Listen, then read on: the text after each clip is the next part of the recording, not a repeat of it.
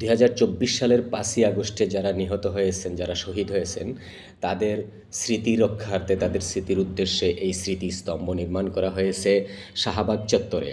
ঠিক জাদুঘরের পাশেই রাজপথে এই স্মৃতিস্তম্ভটি নির্মাণ করা হয়েছে। এখানে আজকে ২০২৫ সালের ৫ই আগস্ট এই দিন এখানে বিভিন্ন শ্রেণী পেশার মানুষ, বিভিন্ন সংগঠন এখানে এসেছে তাদেরকে শ্রদ্ধা জানানোর জন্য, তাদের স্মরণ করার জন্য।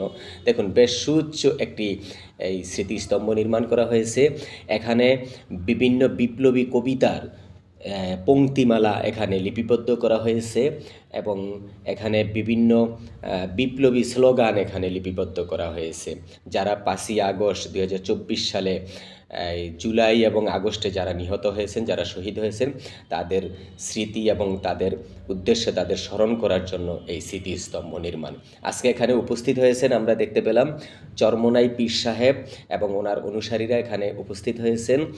আরও অনেক লোক, হাজার হাজার লোক এখানে উপস্থিত হয়েছেন সেই জুলাই বিপ্লবের শহীদদের শ্রদ্ধা জানাতে। তো বন্ধুরা, আমরা এখানে এসেছি, আপনাদেরকে ধন্যবাদ জানাই।